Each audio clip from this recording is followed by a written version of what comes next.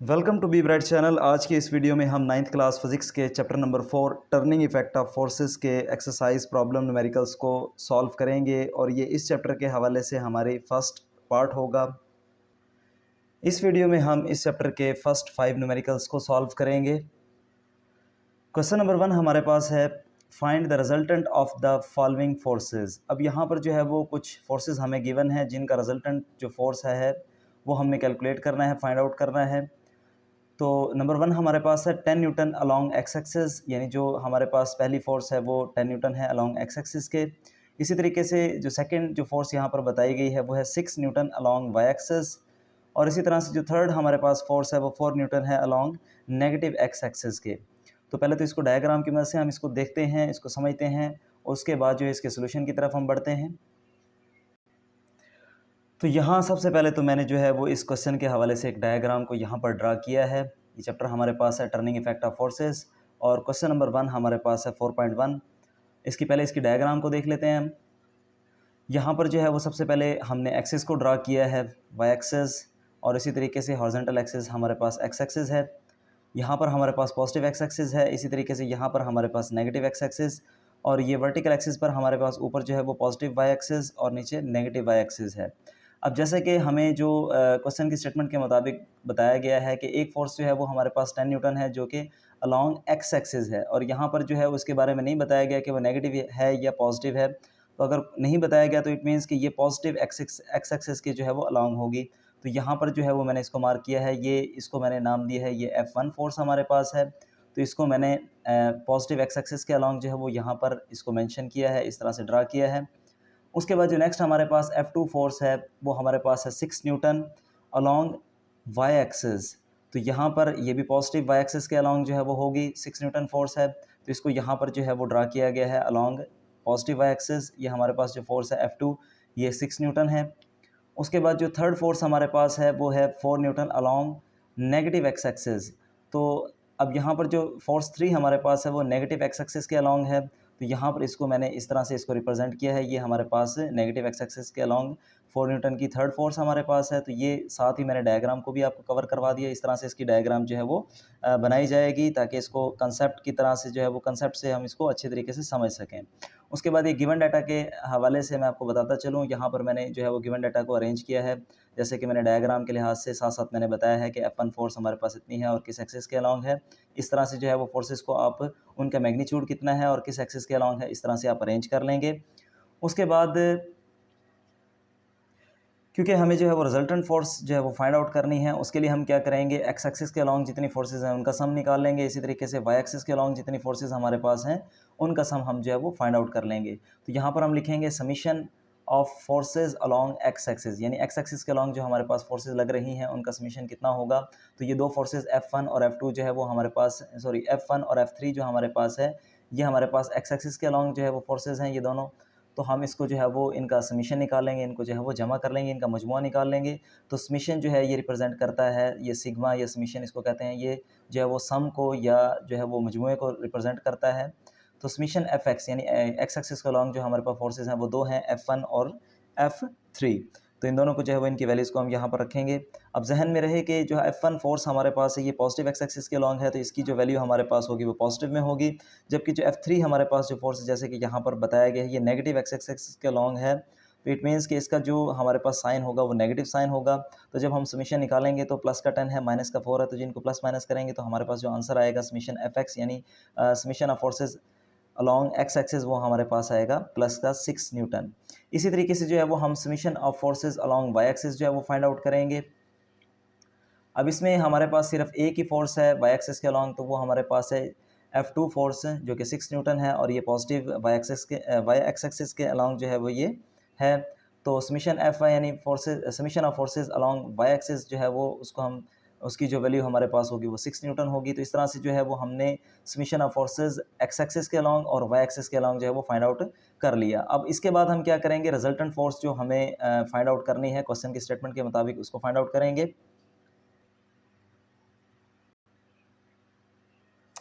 अब जैसा कि हमने रिजल्टेंट फोर्स को जो है वो फाइंड आउट करना है, उसके साथ साथ एंगल के हवाले से भी पूछा गया है, तो इसको हम लिखेंगे टू फाइंड, जो हमारे पास स्टेटमेंट बनेगी टू फाइंड लिखेंगे, उसके साथ ये चीज़ें हमने जो है वो फाइंड आउट करनी है। तो इसके लिए रिजल्टेंट फोर्स के लिए हमारे पास जो बुक के अंदर फार्मूला गिवन है वो ये है, एफ़ यानी ये जो सिंगल जो हमारे पास एफ़ रिप्रेजेंट कर रहा है, ये रिजल्टेंट फोर्स को रिप्रेजेंट कर रहा है, ये इक्वल होगा F x square plus F y square के, यानी फोर्सेज अलॉन्ग एक्स एक्सिस और फोर्सेज अलॉन्ग वाई एक्सिस के स्क्वायर के, और उसका स्क्वायर रूट हम लेंगे। ये फार्मूला हमारे पास जो है वो बुक में गिवन है।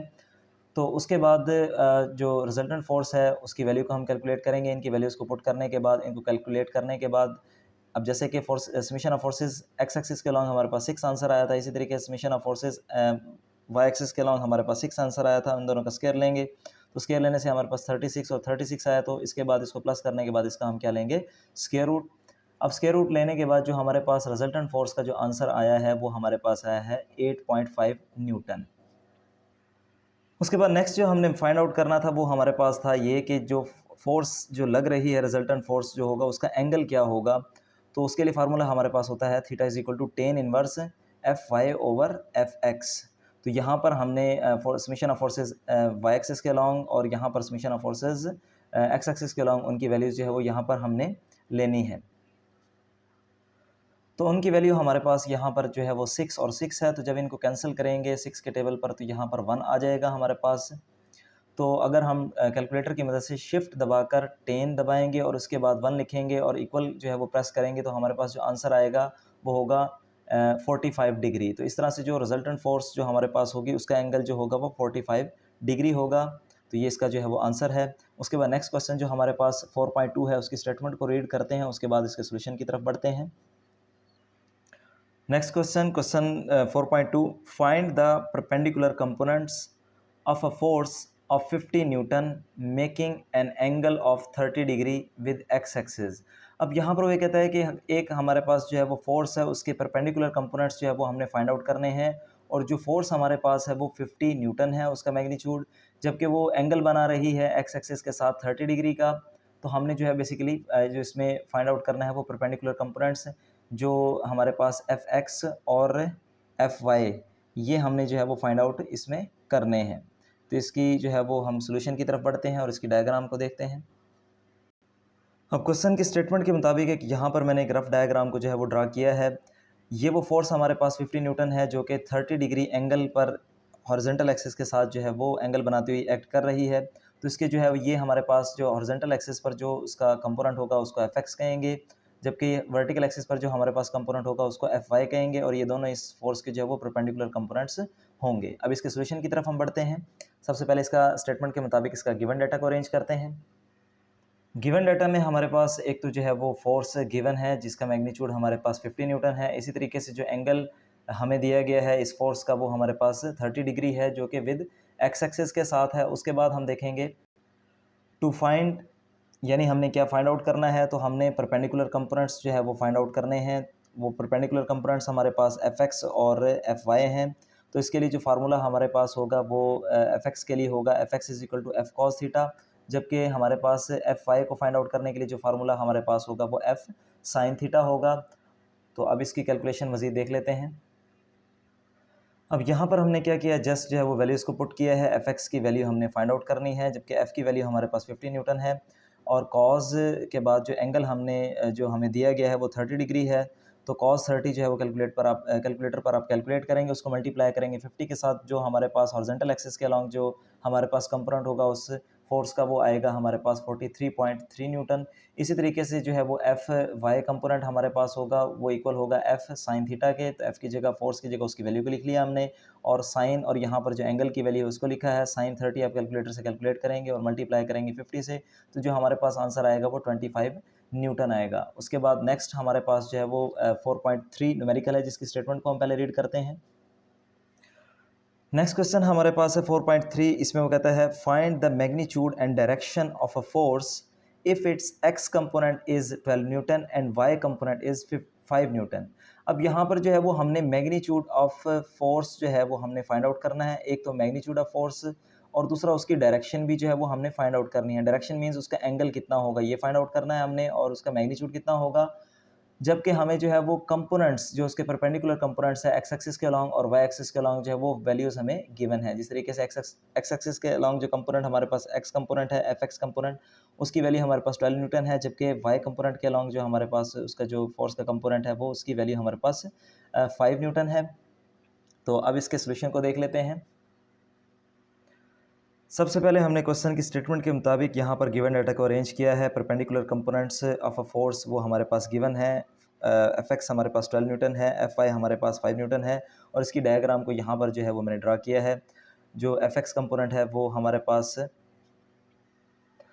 ये हमारे पास एफ एक्स कंपोनेंट है जो कि हॉरिजॉन्टल एक्सिस के अलॉन्ग है और ये हमारे पास एफ वाई हमारे पास कंपोनेंट है जो कि वर्टिकल एक्सिस के अलॉन्ग है। उसके बाद ये वो फोर्स है जिसका मैग्नीट्यूड हमने फाइंड आउट करना है और उसका जो है वो एंगल भी हमने फाइंड आउट करना है। तो टू फाइंड में जो स्टेटमेंट हम लिखेंगे, मैग्नीट्यूड ऑफ फोर्स एफ वो हमने फाइंड आउट करना है, डायरेक्शन ऑफ फोर्स यानी एंगल जो है वो हमने फाइंड आउट करना है। उसके बाद जो इसके लिए फार्मूला हम इस्तेमाल करेंगे उसको रिप्रेजेंट करेंगे यहाँ पर।